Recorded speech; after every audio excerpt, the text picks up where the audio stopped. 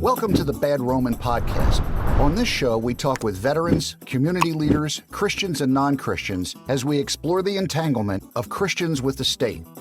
The Bad Roman Project was created out of the firm belief that as Christians, we are called to follow Christ, not the state.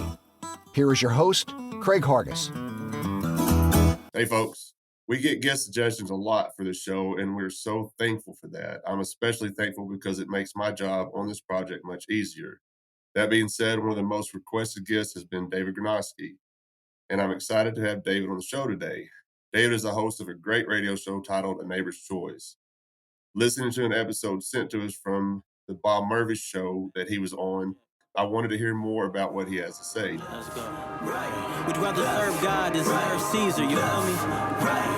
I'm just trying to live what he said. I'm just trying to live what he said. I ain't scared. I will take one to the head. Go ahead. So it's safe to say that I'm bad. So it's safe to say that I'm bad. So it's safe to say. So before we get started, why don't you give us a little background of yourself, just in case, I'm pretty sure the majority of our listeners are going to know who you are, but just in case there's someone listening that's not familiar, just tell us a little bit about yourself, whatever you want people to know about you, and then we'll get into the topic. Yeah, well, I do the daily radio show, A Neighbor's Choice, and we got a flagship station, Tampa Bay, News Talk, Florida, and that's drive time from 4 to 6 p.m., but it's also live on video stream, and we get banned for talking about science and stuff, the fascist book and CCP YouTube and all that. They don't like it.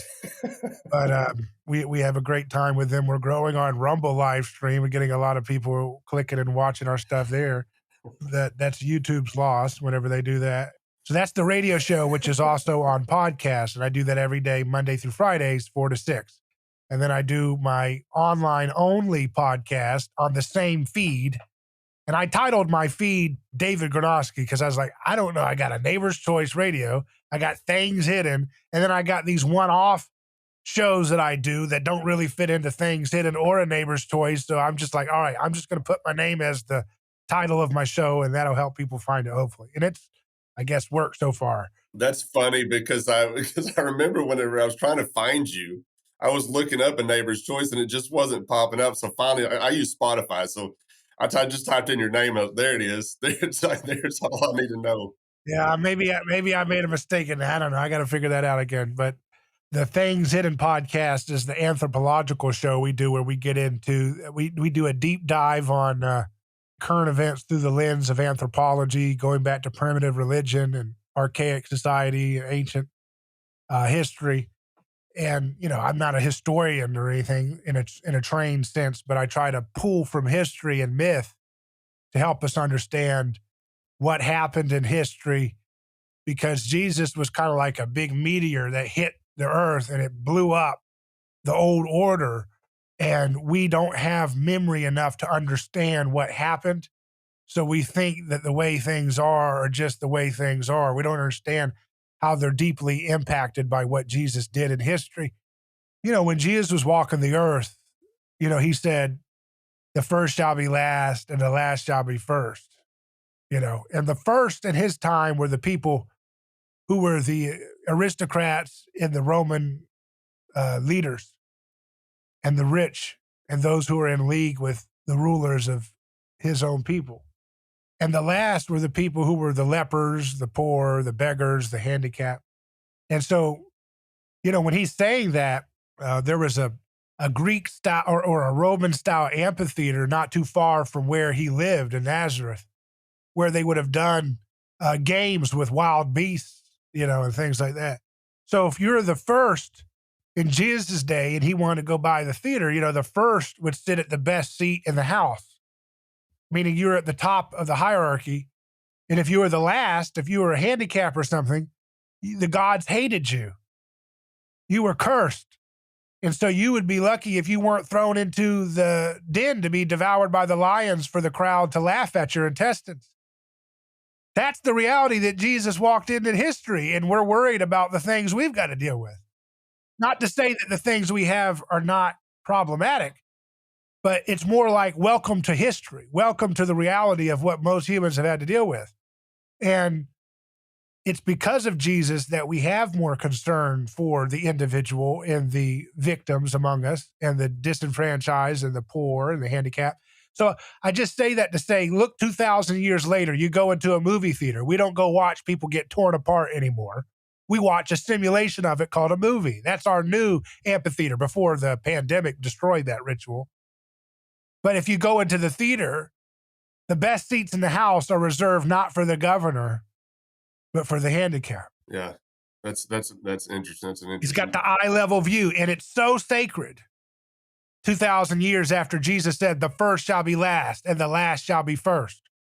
It's so sacred that if the theater's packed and the movie's already started 5 minutes in and people are still trickling in, and there's no probability that that whole row of handicapped seats are going to be filled. So you can take it and don't worry. The odds that there's going to be, 10 handicapped people showing up at this late in the game is probably, the probability of that is very low. But people will look at that whole row of handicapped seats. No one's going to take them. No one's going to kill you. And they still won't sit there. Why? Because we are haunted by the first shall be last and the last shall be first. That's how much, in just that little glimpse of the amphitheater that he said that sentence walking by, and the amphitheater 2,000 years later, we have started to become more concerned with the least of these. And that's because of his impact and what he did, because he blew up the whole machine of ancient religion. And that's kind of where we're at today. That's why we're in this mess that we're in, where we're haunted by victims. And my whole thesis is basically that we are going to continually see political correctness and people breaking apart and having schisms over perceived injustice, the more we refuse to heed Jesus's call to desire mercy, not sacrifice. Right now, people want to do mercy via sacrifice. So I'm going to force you to take a medicine because I got to save your life. So I'm going to have mercy on you, but I'm going to use sacrifice by forcing you to be excluded as a pariah from society if you don't take this product. So that's mercy via sacrifice, but that's not what Jesus says. He says God desires mercy, not sacrifice. He says, do not resist evil with violence. And so we are more prone to be aware of our victims, 2,000 years of Christianity infecting our bone marrow. So we see victims here and there and everywhere, but we can't agree on who the victims are, and we can't agree on who the monsters are. The gun rights people say the gun owners are being scapegoated. The African Americans, some of the left wingers believe that they are the ultimate martyr and scapegoat of our times, and the Trumpsters say that they're the pariah, and the women, and then you got the Stop Asian Hate, and everybody's vying for the perch of being the most supreme martyr. Everybody's looking at the cross and they're trying to get on the cross themselves without the pain, of course, right? They want a postcard crucifixion. You know what I mean? You ever go to those tourist shops where you put your face in and the cutout and you get to look like the character or whatever? So that's basically what we're at today. We've got a cross crucifixion painting and there's a little cutout hole and everybody's vying to get up on the ladder and put their face where Jesus' face is and say, look at me. Because I am this identity, I am the sacred victim. I have the power. Because see, there's something that was unleashed when Jesus said, the stone the builders rejected has become the cornerstone. And meaning in the act of being perceived to be rejected, you gain power.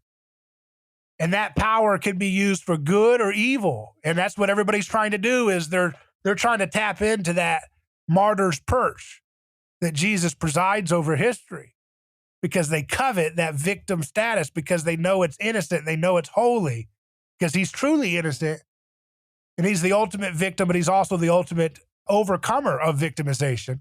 But they want to use the perception of I am the ultimate victim because of my identity as a means of getting power and violence. That's why those thugs that went off to Afghanistan and spent $2 trillion had to continually tell us we were doing it to get women to be third wave feminists in Kabul.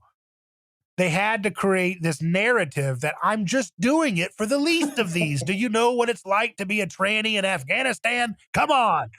That's why we got to spend $1 more trillion on this whole campaign. Because if you give us another trillion, we're going to teach them Foucault and we're going to teach them all this stuff. And these guys are going to have salons. And hell, maybe they'll even start using some of their own opium more often, and we'll be able to create a perfect paradise of third wave postmodern French philosophy in Afghanistan. That's the kind of stupid stuff they sell us. Some of the mid-level managers of the execution of these wars believe it. Like a Mark Milley, that's the mid-level manager, you know? That's the Burger King manager. He's not the owner, you know, he's just another guy. But these guys, some of them believe in this stuff, but a lot of them are just using it as a narrative to sell good old-fashioned sacrificial violence that Jesus came to end. So they're trying to smuggle. It's like a Trojan horse. They come as a victim. Oh, I'm just trying to help babies. And then they bam. Oh, actually, you were just helping Raytheon. You're just helping Boeing. You're just helping your bureaucracy. It's so interesting to me. Maybe it's not interesting. It's disturbing to me how Christians will buy into this narrative too. We're helping these folks by dropping bombs on their children. And Christians will buy into this. Well, yes, we're helping them, but we have to kill them first. You know, I mean, how can you make that even make sense? And you talked about this a minute ago, and I think it was when you were on the Bob Murphy show that you mentioned this as well. I've seen atheists act more Christ-like than actual Christians act Christ-like. You know, they learned that from somewhere. And you made that point in that show where it started with Christ. We didn't come up with this on our own. It started with Christ. Christ told us to love our enemy. Christ told us to love our neighbor. Nobody else was talking like that, were they? Not in that day that I can think of. And it was universal among the early church. And it wasn't just what he taught, it's how he lived, you know, because it's kind of like a performance artist, you know? Exactly. Actions speak louder than words. So he would perform stuff to get the visual so you would remember it better. Right. You know? Exactly. That's why he would have, you know, turn the other cheek and you know, he would, you know, different things like walk another mile, you know, and that kind of stuff. Those are visuals rather than philosophical principles. And I want to get into this too as we go along, because we see so many people just stay so ingrained with politics, entangled with politics, and they think they can change things through politics. And I just don't buy that notion anymore. I used to, but I think this is so important because how are we going to change things through politics? I think you said it right in the Bob Murphy show when you said we have to change the heart. I think that's the gist of it. If we're going to try and fix this stuff, not being entangled with the state, we can change people's minds by exposing the state, by loving our neighbor and loving our enemy. You know what I'm saying?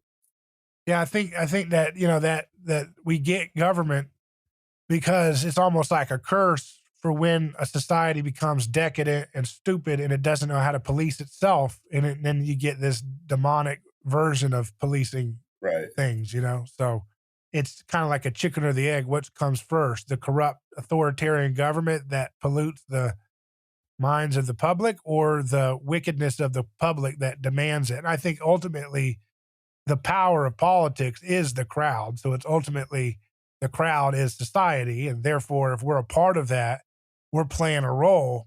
And if you're an anarchist, you might say, well, you know, I didn't vote for these people, but we're still a product of the culture, and they're a representation of the culture that we might be playing a role in. If you've ever seen, not to pick on the Libertarian Party or whatever, but some of the fights that those guys get into over who's going to be the librarian for the city meetings, my God, you know, it's like the stakes are so low, but the aggression is so high. What are you going to do when you actually get an ounce of power? Exactly. I mean, if you guys are appointed the Surgeon General for the United States, what are you going to do then? You know what I mean?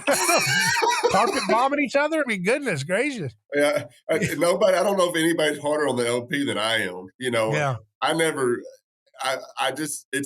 agree. When I first got into libertarian circles, and I was, like I said, I just came from, and I was still trying to be a neocon. Like, we still got it. Like, I would say things like Ted Cruz was saying, we got to make the sand glow, you know. I was still buying into that. But I was getting into libertarian circles and when I started to understand what they were talking about, then I'd watch them, they're all fighting with each other constantly. Like there's no uniformity in that party whatsoever.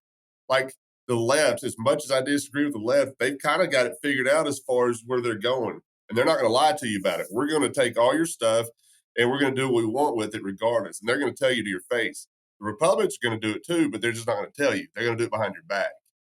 So they've got their own little kind of way about doing things. And the LP is all over the place. And I was like, man, you guys are nuts.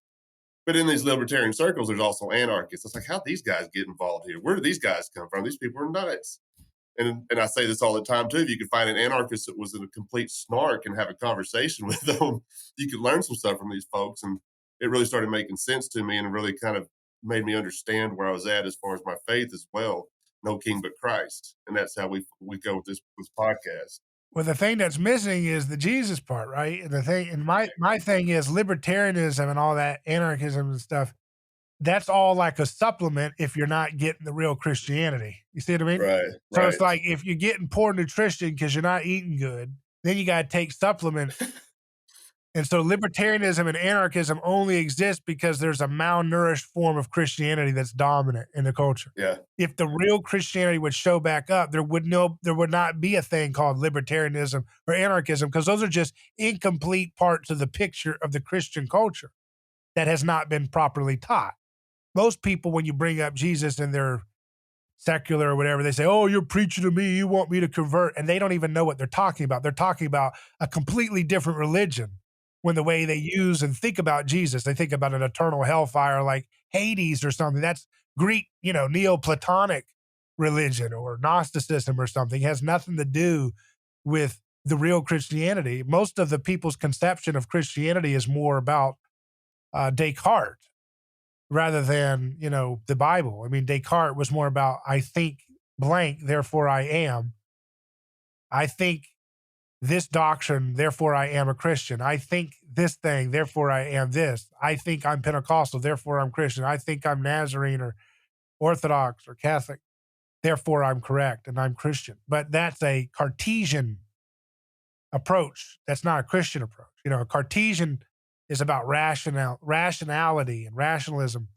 And, Christianity is not about observing new. It's kind of like this. I tell people, the way people are taught Jesus in America and much of the world is, it's like telling a young African-American boy or girl, hey, so here's the deal. I want you to know the story of Martin Luther King Jr. And here's how it works. You need to read the story of his life and you need to believe in everything that we report that he did.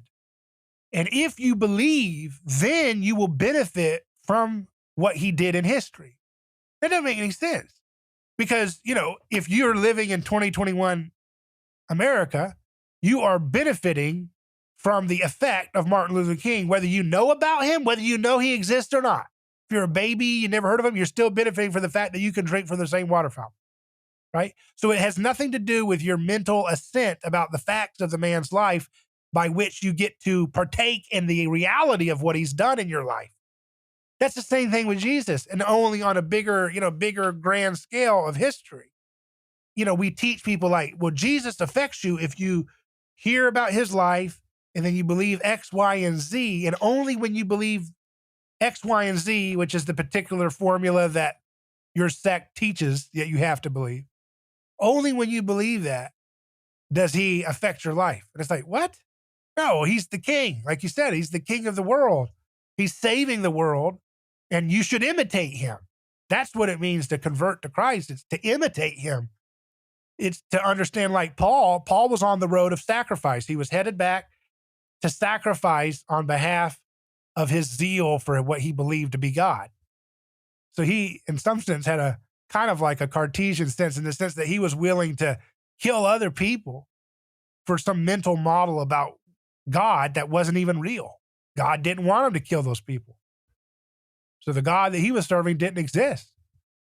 And Jesus encounters him on the road to sacrificing somebody, And Paul says that it is hard for thee to kick against the pricks, which is actually kind of like, there's like a famous quote from a famous Greek play called the Bacchae that was very popular at the time.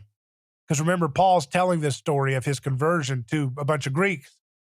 So he's relating Jesus to their context by giving him a quote that Jesus basically is quoting Dionysus from the Bacchae. And Dionysus was the god of the crowd. He was the god of orgy and wine drinking and violent crowds. And in the story of the Bacchae, King Pentheus arrests Dionysus and puts him on trial, just like Jesus was put on trial by Pilate and Herod. But in the play, the Dionysus god says, it's hard for thee to kick against the pricks, meaning you're putting me on trial like you're in charge here, but you're not. I'm in charge. I run the show and you can't escape, because kicking against the pricks is like the ox trying to kick off the yoke when he's on the harness of the chariot or whatever, you know? So you can't get out. You can kick, but you can't get out. You're stuck. I'm in control. And that's what Dionysus tells King Pentheus in the Bacchae play. So Paul knows his Greek audience. He's relating to them. And he uses that quote from the Bacchae, and he puts Dionysus's words into the mouth of Jesus. And he says, it's hard for thee to kick against the pricks, but it's the reversal of what Dionysus represented to the Greeks, because the Dionysian god represented the crowd's going to tear you apart, including you, Mr. King, because ultimately the crowd runs politics. And so Paul is basically redeeming Dionysus and bringing it back under the completion with Christ, because he's saying, Paul, you can run, but you can't hide from my love. You see, he's not getting revenge. Paul's killing his people. Paul's killing people who were following and imitating Jesus. But instead of doing what Dionysus does, where he says, it's hard for thee to kick against the pricks, I'm going to kill you, King Pentheus. And at the end of the Bacchae play, he does. His followers tear King Pentheus limb to limb. In the Jesus story, of course, Paul stops tearing people apart by stoning people like he was stoning Stephen. He ends the violence because it's hard to escape the power of Christ. And that's what Paul's saying. You know, he's going into their mythic world, the way they understand the world. They tell stories about gods to make sense of the world. And he's redeeming their own character and bringing it back to make it point back to Christ. And that's kind of where we're at, you know? Hey folks, Craig here, and I'd like to let y'all know we are always looking for writers to contribute to our blog. I don't care if you have any experience or not. 2 or 3 of our contributors had no prior experience writing, and it turns out they have a real knack for it. Our project coordinator helps them put the articles together, and she publishes them on our website and Facebook page, and you will also have the option to come on the show and go more in depth about your article. So if you like what we're doing at The Bad Roman and would like to try your hand at writing, then send us an email at thebadromanpodcast@gmail.com. We're having a blast with this project, and we would love for you to join us in helping promote it. Now back to the show. So how do you think we get there? I mean, we talk about changing the heart and changing the culture to where the state becomes irrelevant. You've mentioned this before. To make the state irrelevant, we have to change the heart and change the culture. How do we get there? By imitating Christ, right? But how, just to get everybody on that same page, you know, because you got a lot of Christians still running around with the state and being entangled with the state. And I've seen it a lot lately too, with like the LPMC and anarchists getting back involved with this stuff. And it confuses me. And to me, it confuses the message. So it's not consistent in what we're talking about. When we say no king but Christ, we take 1 Samuel 8 very seriously when we say no king but Christ. And when you have Christian anarchists getting back involved with it, how are you changing the culture through the state? It just doesn't make sense to me. I don't know how you can. I'm a very black and white type person, so I don't see a lot of gray areas. So if it's got to be consistent. The message has to be consistent, because if somebody's telling me something and then I see them acting a different way, I'm going to call BS. I'm just gonna be like, I'm not going to start following that message, because you're not even living what you're telling me. And that's when I said I'm probably one of the most hard people on the LP because of stuff like this. And I don't know where you land on this. And this is me being very just like strict in my understanding of Christianity. I've almost gotten to the point where I'm not going to call myself an anarchist. I'm just going to call myself a Christian. Because to me, that seems more powerful when people ask me, why don't you get involved with the state? Because I'm a Christian. And I've had people tell me that you shouldn't act like that. Why? Jesus wasn't involved with the state. Are we not going to imitate Jesus Christ as Christians? The early church was universal among them. If you read stuff like from Tertullian and Origen and Polycarp, these folks had no interest in what the state was doing, and they were total snarks before they were going to kill Polycarp. To me, when he said, we are taught to honor the government," and I'm paraphrasing, "unless they do us no harm." Can you name anything the state does that doesn't harm somebody somewhere in some fashion? To me, that was a final jab before they murdered him. You know what I'm saying? And I think that's when Jesus, when he says, "Give unto Caesar what is Caesar's, and what unto God what is God's." To me, he was being a snark. Nothing belongs to Caesar. Let's be honest; it all belongs to God. So, getting back to what I was saying, how do we get there? Because to me, the message has to stay consistent. If people are going to latch on to what we're talking about, no king but Christ, we follow Jesus, we don't follow the state, we have to stay that course. Otherwise, they were going to call BS, and they're going to go back and be entangled with that stuff because they're trying to find consistency, and they're trying to find consistency through the state, which is garbage. That's not going to happen. But God can use, that Persian king, he used him for, what was it, Cyrus? He said he was a great king. So it doesn't mean that that's his preference that we do that, but still good things can come in the midst of those evil institutions. Would you agree with that, right? I mean, I would like it can move the ball forward, even if it's not as much as we would want. And it doesn't mean we should all get involved in politics, but it's kind of like there could be a school teacher that goes to a public school that teaches people, about Austrian school economics, but that's probably not the ideal path to teach Austrian economics, But if a kid is impacted by that teacher, even if it's a fundamentally flawed and rotten way of doing schooling, they're still good at it. For example, you could go to, it's an extreme example, but it's like people get arrested and they get put in the concentration camps during Hitler's Germany. And maybe they make a best friend there that they keep for life once they get out. That's a beautiful thing, even though the circumstances shouldn't have been that way. But it's still beautiful things can come out of it, right? And that's the paradox of living in the world but not of the world, right? Is that we can live in the world. And I agree with you that running for office is probably not the biggest priority, or it shouldn't be. It actually could be going against the interest of what we want to achieve. But for example, like when they're wanting to do mandates for getting into food and restaurants and stuff for products, some people might feel the need to vote for someone who would actually stop that stuff because it's an act of self-defense to protect their children. They don't want to have a product. I understand that allure. I understand it. I know where they're coming from because I was there. I understand it. But I also understand what the end goal, what happens in the end, though. Now, as liberty-minded folks, like I know you are, like everybody, the majority of folks that probably listen to this show are and listen to your show are. I understand why they think we can change things or gain more liberty by voting for the right person. I understand that logic, but I don't think it works that way. You know what I mean? Yeah, I agree. I wrote an article talking about the violence in voting, so.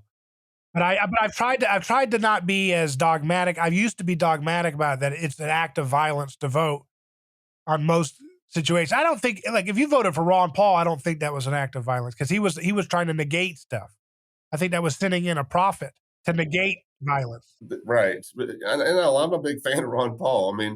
I wasn't back then. I thought he was crazy and he wasn't supporting our troops. He was unpatriotic. I didn't get to the Liberty Amendment through Ron Paul. It just happened because I woke up one day. And then when I learned about Ron Paul after, I was like, oh, this guy had it going on back then. I was booing him off the stage. But the mentality that I hear, people have said this to me, we need to get the right politicians in so we can legalize more liberty. And I'm like, dude, did you not hear what just came out of your mouth? You want to legalize liberty? You've already got liberty. And you're trying to me, that sounds like you're asking for permission. And that's not what they do. You could get, Ron Paul could be running for president every year, but you're not going to gain liberty through Ron Paul. And you talk about when we get away from that and change the culture and change the heart. That's the focus I have. So a few specific examples. You said, okay, what do we do, right? How do we do that? So a few examples that I give people is, one, you got to imitate Jesus. So first of all, what is it? Let me give you the question. What does it look like to imitate Jesus in the way that we're talking about? What does that look like? All right. So I'm not good at theology. Like, it goes over my head. So I keep it very basic when it comes to this. When Jesus said, love your neighbor, I try to love my neighbor. When Jesus says, love your enemy, that's difficult to do, but I try to love my enemy. And if I leave, to me, everything after that will fall into place. If we love each other, if we support each other, if we help each other, everything else will fall into place. This is maybe I'm living in a unicorn world. I don't know. But to me, that's how you do it. You love your neighbor, you love your enemy, and then all the other stuff that we're worried about will just fall into place. So is love an attitude or a disposition or an action in that context? It's an action. You have to show it in action. Like you said earlier, the actions speak louder than words. You can't, you walk up to somebody and say, I love you. What is that?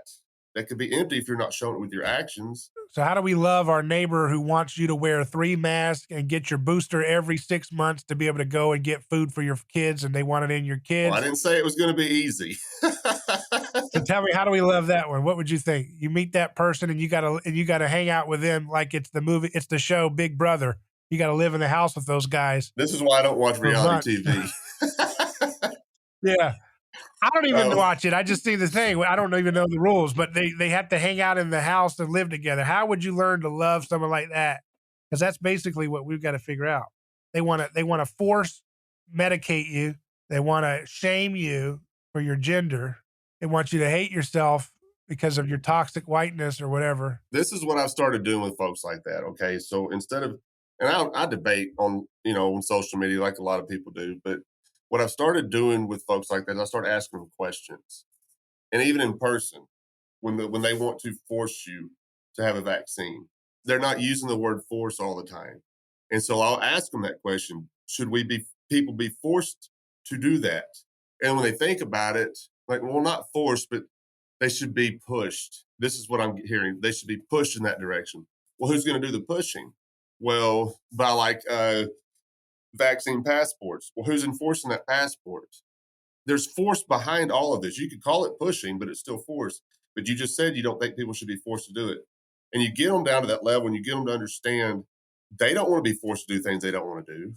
You know what I'm saying? Nobody wants to be forced to do that, to do anything that against their will. I don't think they deep down really want that. Maybe some people do, but I just don't see it. So no, I don't know how we get there. And loving your enemy is difficult. Well, so here's some specific examples we can give to give people, because those are all good, but let's try to get in some more strategy about how does imitating Jesus, because it sounds very abstract to say we all just got to love each other and then somehow it'll fix it magically or something. That makes sense, doesn't it? We say it and we're like, how does that actually connect? Well, here's how it might connect. What did Jesus do most of the time? He was healing people. Right.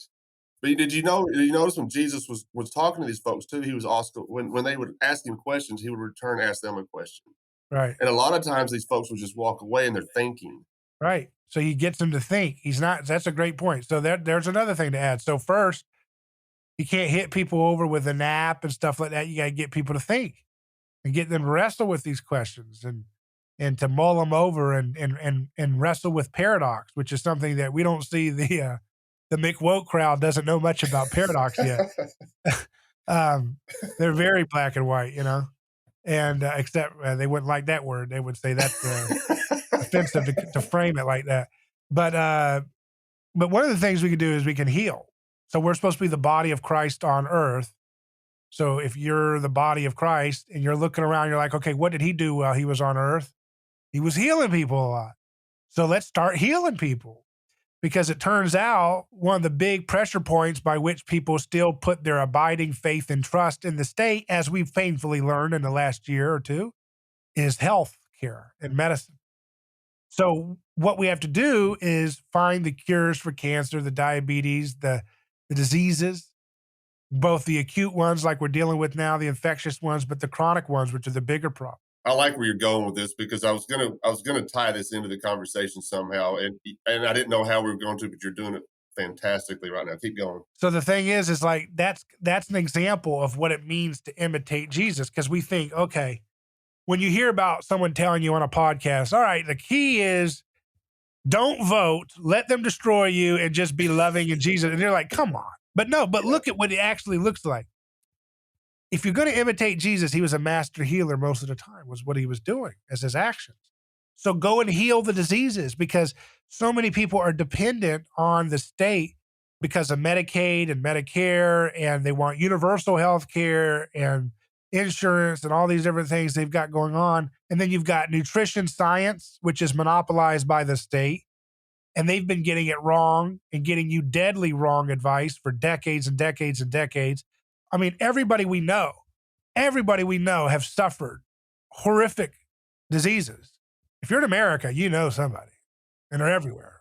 Great grandma, uncle, aunt, mom, dad, brother, sister, whoever. If you live long enough, you're going to get these horrible diseases that are caused by our government's misinformation and disinformation about nutrition.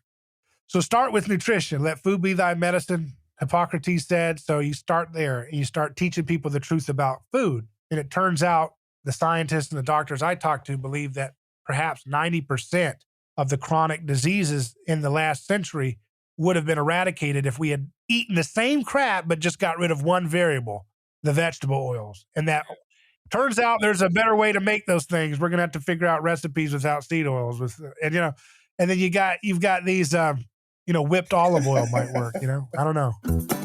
Hey folks, Craig here again. As you know, this project is completely self-funded by me, and all profits go straight to charities here in Memphis.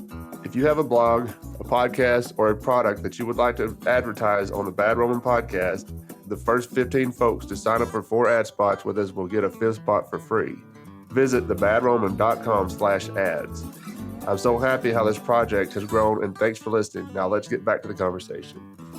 So I was going to ask you this too, because a long time ago, and it's been a few years, my doctor told me to stop using vegetable oil and start using olive oil to cook with. If I cook anything, if I'm going to cook anything, I use olive oil now. But I've heard you mention too, you also have to be careful about the olive oil. Yeah, because some of them are adulterated and they don't put it on the label because they've got some shady whatever.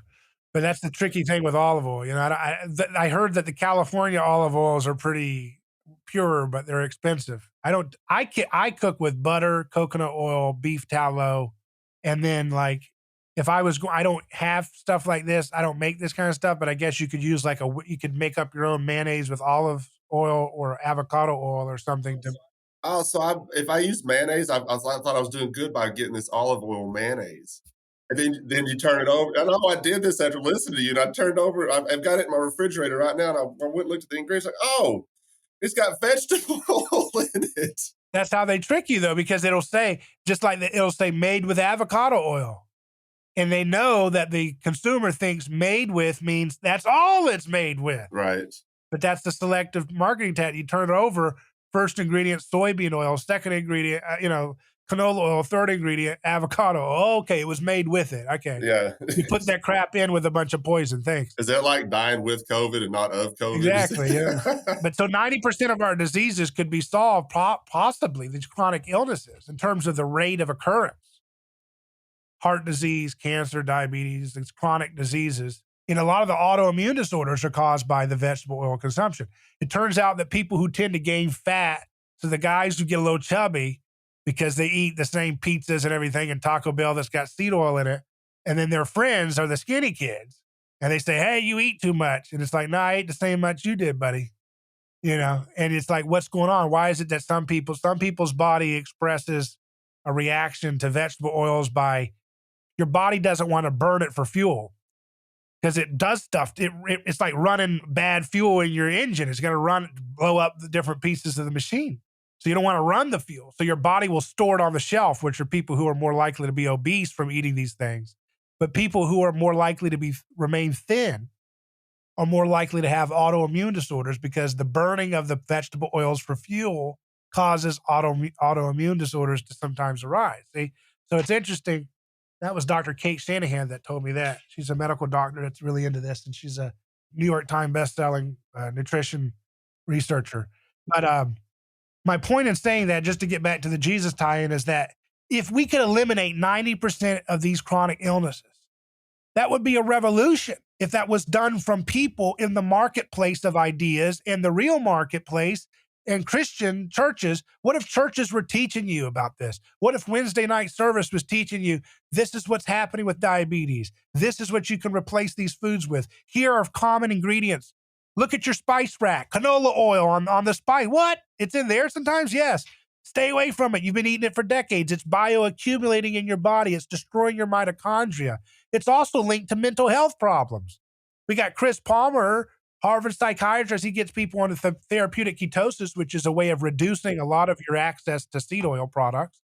And he says people are getting rid of bipolar disorder and schizophrenia and depression. I mean, how many people are going around right now with mental problems because of this government trauma and all the problems from their childhood and what have you? And many of these things could be resolved by a proper diet, or at least reduced. They showed studies that in prison populations, so they reduced their omega-6 consumption. It reduced their antisocial violent tendencies amongst the population. So imagine, here's one thing. I said, what's one thing that we could do to imitate Jesus? Heal your neighbor. So maybe you can't put mud on his eyes, but you can take 20 minutes to teach him about seed oils and heal his diabetes in the name of Jesus. So that when he gets COVID, he ain't going to have a hard time with it. So he's not going to get on a ventilator. You got to think strategically. That's the way we need to be thinking right now, because here's the thing. Not only is it good in and of itself to heal a life, but also a society that wakes up to the reality that much of what government said, not just about COVID, but about heart disease and cancer and diabetes and every one of these freaking things was the exact opposite of what you needed to do. At some point, even the most diehard Hillary Clinton type, neoliberal TV party member who watches CNN without any skepticism, at some point when they start seeing their neighbors, wait a second, you don't have heart disease, what are you doing? Wait a second, you don't have cancers in your family, what'd you do? Oh, we're not eating seed oils, we're not eating these other things. Because there's some other things too, but it seems to be that's the big elephant in the room. Because people were eating lots of sugar and they were eating lots of carbs even. And I'm not a big fan of a lot of the carbs because they're inflammatory and stuff too. And you add seed oils plus carbs, you're in a real world of hurt. And the problem also with the vegetable oils is that it's in our pork and chicken fat. See, they feed these pigs and chicken corn and soy feed. They didn't used to feed them these things. That's not how they were traditionally raised. And so their fat profile is very high in PUFA, which is the vegetable oil, the linoleic acid. They've actually bred out they use pigs that can't even gain natural fat on their own body through what they eat. They have to get this supplement from the high level linoleic acid seed oil type corn and soy stuff to get them to get this artificial extra layer of fat on them. And it's very greasy. And that's why pork is prone to having contamination issues, because it's a very inflammatory, a very unstable fat, this vegetable oil type fat. Yeah, you broke my heart on one of your shows when you mentioned bacon. I'm not gonna lie, because I never knew that about what you just mentioned about what they're feeding these animals that we're eating. Yeah, I never thought about that, and I'm a huge. You can get beef bacon; it's a little expensive. I mean, I'm willing to pay for it if it's more healthy. What is PUFA? And I've heard you mention this. PUFA is polyunsaturated fatty acids. So there's three types of fats. There's saturated fat, which is dominant in things like, animal fats that are raised right, or like cows, because they have a multiple chamber stomach. So you give them the corn and soy, and they're able in their multiple chambers to turn it into saturated fat and monounsaturated fat, which is the fats you want to eat. You want to avoid the high PUFA fat. Polyunsaturated fatty acids it's an unstable fat. It's not meant to be used as a fuel source. It's meant to be a signaling molecule in your body. It's this unnatural seed oil that was never meant to be used for human consumption at the rate we're eating it. Like 5 tablespoons of corn oil is the equivalent of 96 ears of corn. So you know what I mean? Like you would never eat 96 ears of corn. But you can in one meal have 5 tablespoons of corn oil at a restaurant cooked meal, because they cook your veggies, they cook your green beans in the oil, they cook it, they throw your steak, they slather canola oil on both sides, brush it, throw it on the grill. Then you got your bread roll, it's got canola oil, and then you get the butter. They'll swear it's butter, but it's got half canola oil. So you've probably had more than 5 tablespoons. So it's a Frankenstein food. It was an industrial waste product it's toxic, but they figure out ways to deodorize it and to mask it and make it look good. And they got hell bent on attacking animal fats with Ansel Keys, and the government got on board with it. And that's where nutrition science went. And that's why heart attacks have been going up and cancers have been going up and diabetes have been going up in the last century. This variable could change the world, because once you understand, think about it, when you understand, it's one thing with the COVID thing, because it's hard to know. Some people got the vax, they get sick. Some people didn't get the vax, they get sick. You know what I mean? Some people had a mild case. Some people have a hard case. It's hard to kind of see what's really going on. But when you find out, wait a second, this guy's been eating no seed oils his whole life. Not many people have, by the way, because it's just something we're realizing, right? So most of us grew up with decades of seed oil consumption. And people say, well, I don't cook with vegetable oils. Well, that doesn't mean you're not getting lots of it. If you eat out at restaurants, if you eat out of beef patties, they throw those. Some people are doing keto or carnivore, and they eat those beef patties, and they're sprayed on the grill with a soybean oil, Pam or whatever. And it's in the cookies, it's in crackers, it's in a lot of ice cream brands. You got to check the labels. You look at one Haagen-Dazs, it says cream, sugar, cane sugar, cream, Then you look at the Ben & Jerry's next to it, canola oil, first ingredient or second ingredient, So not all cheat meals are equal. You know what I mean? If you're going to have a delicious time, it's better to eat the sugar without the seed oils than to eat the seed oils plus the sugar and carbs. But this is a renaissance way that can really save a lot of people's minds and bodies, because they're going to say, wait a second, if they were so deadly wrong about all these things, I've got to stop putting all my faith in them. And I certainly am not going to be championing some single-payer healthcare. I say it this way, single-payer healthcare can't fix what single-payer nutrition science broke, right? Because that's what we've had. We've had single-payer nutrition science where government monopolizes all the funding for research dollars and grants for what people are going to study, and the universities are using tax dollars. Harvard's lying. They're all putting out a bunch of misinformation because they have political agendas. They have a anti-meat agenda. And the reason why they have an anti-meat agenda is because they're haunted by the cross and they don't know what to do with that guilt. They feel guilty that they voted for people like Hillary Clinton and Biden after 50 years of them bombing people of color around the world. So they want to offset that guilt by saying, I'm eating an Impossible Burger. That makes me better than the slob over there who's eating a beef patty. It's like, no, it doesn't take away your guilt, buddy. It doesn't. These vegetarian foods actually kill more animals because these monocrop cultures they do to get these corn oil and all this stuff.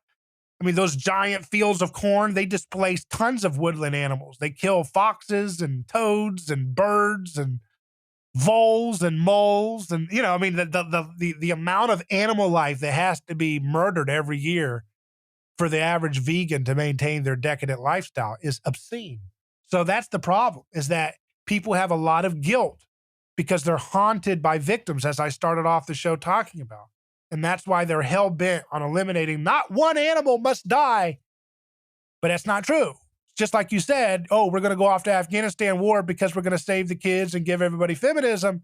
But that's not true. That's a myth, and it's a myth that you're going to be to save animals' lives by going to a plant-based diet or whatever. But that kind of nonsense pervades the state. So here's the thing. If we solve that problem, that's going to open up the hearts and minds for millions and millions of people, potentially billions if you think about the world impact of that. The other thing we need to do is we need to create technology that brings scarcity into closer proximity of us for us to defeat. Here's what I mean by that. The story of the fishes and the loaves. That's a story I think is a prophetic story that we're meant to imitate in real history, which is Jesus takes his kids' fishes and loaves. He doesn't cut each fish and piece of bread into a little crumb so everybody gets a piece. No, he breaks the boundaries of scarcity and he avoids conflict over scarce resources, and everybody in the crowd is fed. And I believe that's a prophetic picture about what we as imitators of him are to do in history, which means we need to create energy too cheap to meter. We need to create low temperature nuclear energy. We need to create 24/7 solar panels. We need to create elemental transmutation, and all these things I'm talking about are real things. That's why I said them. They're all things that I've encountered with different people and technologists in my show, in my research, who are doing these types of things. Nuclear energy at room temperature is being done and developed. Has no taxpayer dollars behind it, pretty much. So that's why it doesn't get the kind of fanfare that other forms of clean energy get. Number two, elemental transmutation. People are finding out ways in which they can create rare earth elements at room temperature. These are very pioneering things. There needs to be more research into these fields.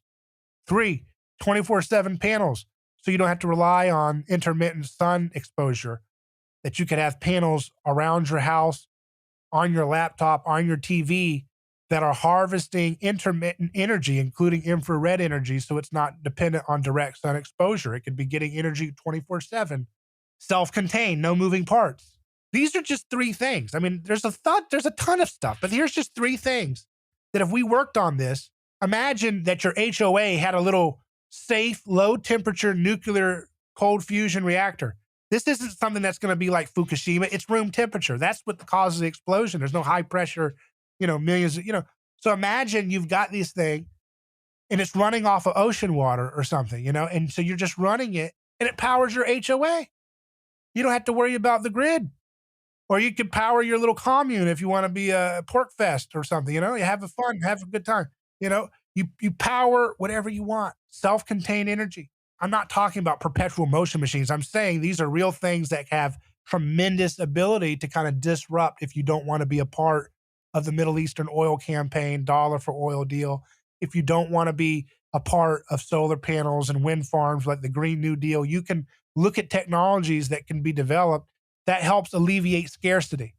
Because that's, again, what I'm trying to say is 2 narratives that the state keeps funneling people to depend on them and worship them is the planet is dying. We alone can save you. So if Christians come up and say, hey, actually, no, this guy did room temperature nuclear energy, we're good. Sorry, we don't need you. You're like, what? Oh, but wait a second. We've got wind farms. They're like, no, dude, we're good. Do you see how beautiful our lights are? Everything's powered very nicely here. Thank you.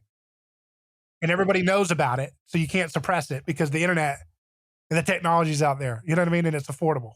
It doesn't need taxpayer dollars to make, So you neutralize, you outcompete the state because their whole formula is they look for pressure points in people where they say, we alone can save you. So healthcare is a big one. That's huge. That's the big primordial one. That's why they've had such success with this thing so far. Because when people feel like their family's in threat, they do anything. That's what Australia is doing right now. They have to put a mask on to drink a beer. They can't go outside. I mean, they're sitting like they're in pound puppies or something, And they're sitting there. Where's Crocodile Dundee? Where are the people in Australia to fight back? Well, they've had a long time of learned helplessness, learned submissiveness. So we need to outcompete the state's phony solutions to the problems that they've held us back from solving, because that's the whole point that Jesus is saying. The reason why he says God desires mercy, not sacrifice, is because sacrifice is a stupid way of solving problems. Sacrifice doesn't work, especially after Jesus unveiled it and broke it, and now it doesn't unify us anymore. So that kind of goes back to the anthropology, which we haven't touched on today, but just briefly, the idea that ancient societies bound themselves together. The word religion means to bind together. And ancient societies bound themselves together based on a shared sacrificial victim, based on someone they could blame as the cause of their community's bad blood or poor crop or famine or plague or locusts. And so Jesus broke that and he said, no, that's not how it's going to be run. You're going to have to solve problems, rolling up your sleeves, healing your neighbor, loving your enemy, taking care of things. That's where science comes from, because science could only happen in a society that had been haunted by the story of Christ, and slowly but surely, because it doesn't happen overnight. Obviously, the church fell into a lot of persecution problems. But as you said, for the early church was pretty strong for a while on this message. If we recover that dynamism and that wonder, we need to have, because remember Jesus said, such is the kingdom of these. The children represent the kingdom of heaven. And what are children like? They're creative. They're imaginative. They have hope and wonder in their hearts. They're freely loving. That's how you and I, that's how we should be. We should have hope. We should have that childlike wonder about, hey, what can we see in the world? What can we do? That's what will save the world. Because when you think, hey, wait a second, what can I do to create energy? What can I do to heal? I don't know about all the seed oil thing, but let me focus on one thing, diabetes, or one thing, Alzheimer's, or one thing, and start learning. And don't just assume that these institutions that have been presiding over our slow decline in health have anything to say on the matter. That's what Jesus did. Jesus didn't listen to his institutions. That's why they crucified him. And you will be socially crucified probably if you rock the boat too hard, but it doesn't matter. If the people get the truth, eventually it wins. We need to think like Nikola Tesla. That's what it means to imitate Jesus. Nikola Tesla did not go and run for office or try to create a political action committee to try to lobby Congress to pass a bill to get his alternating current form of electricity adapted. He just went and did it. And he went with market capitalists, and yes, they were kind of shady, but it ended up being adapted by the world, and we're benefiting from it right now. That's how real Christians change the world. Like the Wright brothers, you get up and you frickin' fly. That's childlike wonder. That's what the world loved about America, is because at its best, it captured that childlike wonder of no matter who you are, whether you're poor or you're from another country or a different race, that you can show up with childlike wonder and hope and put the skin in the game and dare to challenge orthodoxy and make things happen. And then it has this reverberating worldwide flow from there. That's what churches should be teaching and equipping their people to do. But they're afraid, so they stay in their lane. I don't want to talk about low temperature nuclear energy. I looked it up and they said that's quacky stuff. No, it's not. It's real. And even the mainstream media says it's real. I don't want to talk about seed oils. My friend who's the deacon of our church, he works at a company that makes those things. Or, he works at a restaurant that puts it in there, So it's like they're afraid they're too political. They're trying not to be political, but they're too political because they need to be able to go in there and say, look, let's look at the facts. Let's imitate Jesus in our heart, soul, and body. Our whole mind should be used. Our whole mind should be love your God with all your heart, your mind, your soul, the whole thing. So your mind should be fully involved in that. And if it is, that's what we do. So we do healing.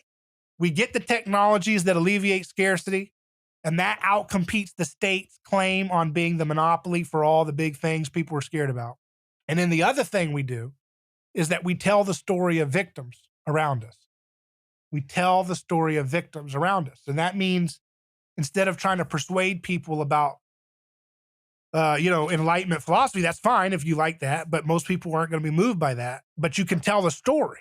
You can tell the story of Erwin Schiff, who was chained to his hospital bed because of writing books about how to not pay taxes. An elderly man chained to his bed while he's dying of cancer and moved far away from his family so that they couldn't see him very easily as he withered in that condition. And you say to yourself, what kind of a society cages an elderly man for this kind of thing? That's performing false witness at its core, because actions speak louder than words. And you didn't have to say anything. You didn't have to call that man a name, but if you chain him to a bed, you treat him like he's a violent man. I mean, what's the worst the state can say? Well, he was greedy. He didn't give his wealth to us.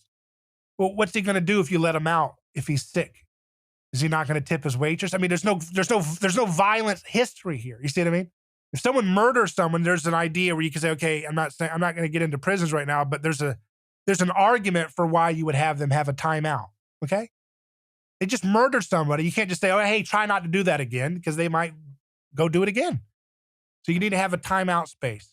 But there's no violence. There's no victim. There's no crime. Why is this person being caged in a dehumanizing way because of a political issue, political crime? And so you get people to tell the stories of victims like that. So maybe you know somebody who's been arrested for a drug crime. Maybe you know somebody who was arrested for raw milk. Maybe you have them on your show. Or maybe you take a video and you interview their kids and you say, what was life like when you didn't see daddy? Oh, I cried every night. I can't stand it. I have nightmares. I can't study in school. My school's going down. I used to be the star basketball player. Now I'm not. You tell people's human stories, and then you tie it back into the reality that they are wrongly scapegoated by this machine.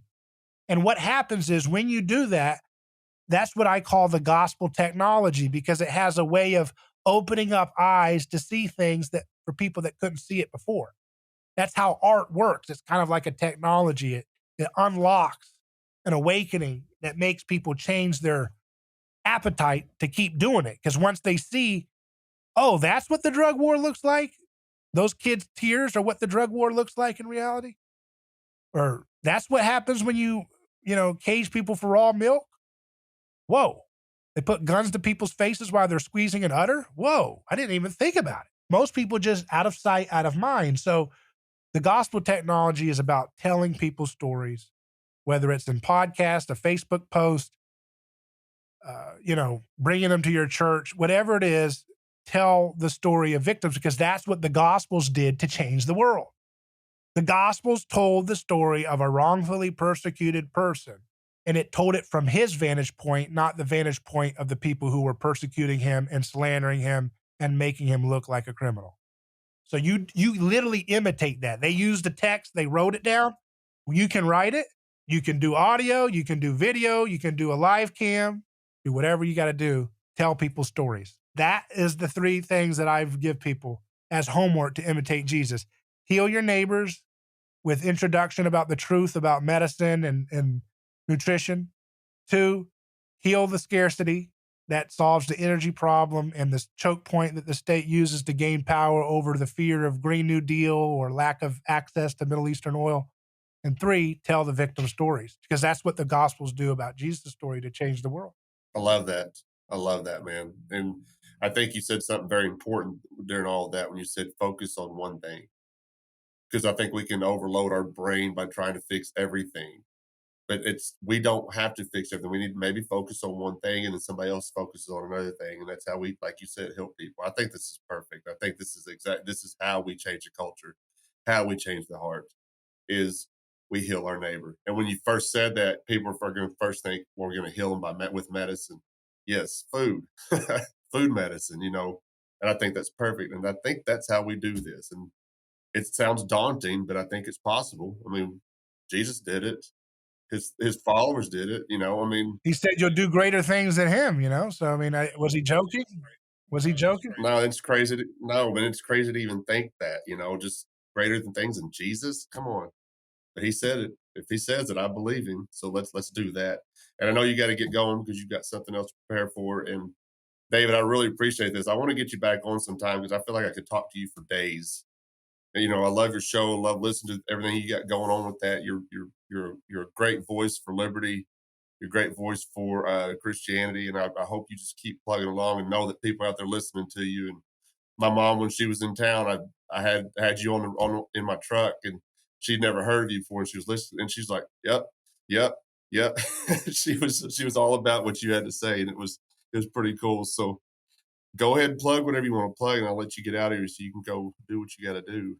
Well, I'd like to plug you. Thank you for having me on your show, man. I really appreciate it, and really enjoyed this discussion. And if you guys want to go to my website, it's aneighborschoice.com. That's neighborschoice.com. And you can email me hello@aneighborschoice.com if you want to get in touch. As we mentioned, my podcast, if you search for David Gornoski on most podcast platforms, it'll pull it up. And I'm on Rumble live stream, and I'm on YouTube, but I mean, I don't know. I'm on strike too. So one more strike and they're going to delete me. Yeah. We'll see how long that lasts. Can you imagine YouTube doesn't want to hear a message? I mean, we have people call in from prison all the time, and YouTube wants to censor their voices. We have we have people of color, African-Americans, Hispanic, women, all kinds of people calling into my show, asking for clemency. Many of the ones that ask for clemency on my show is one of the few shows that would even have some of these people on. And then they tell me they're woke, huh? What are they woke to? They're woke to keeping people rotting in prison for nonviolent crimes, because that's what we provide. They're not doing that. That's it. All right, buddy. I'm going to let you get out of here and go prepare what you got to do. Really would like to have you on again sometime. Anytime, yeah. Good stuff, man. All right, thank you. Take care. Thanks for joining us this week on the Bad Roman Podcast. Be sure to subscribe to the show wherever you find your podcasts to never miss an episode. And while you're at it, if you like what you heard, we'd appreciate a rating on iTunes. Or if you'd simply tell a friend about the show, it really helps people find us. 100% of donations are given to local charities in Memphis, Tennessee. To learn more about the Bad Roman Project and to find show notes, please visit thebadroman.com.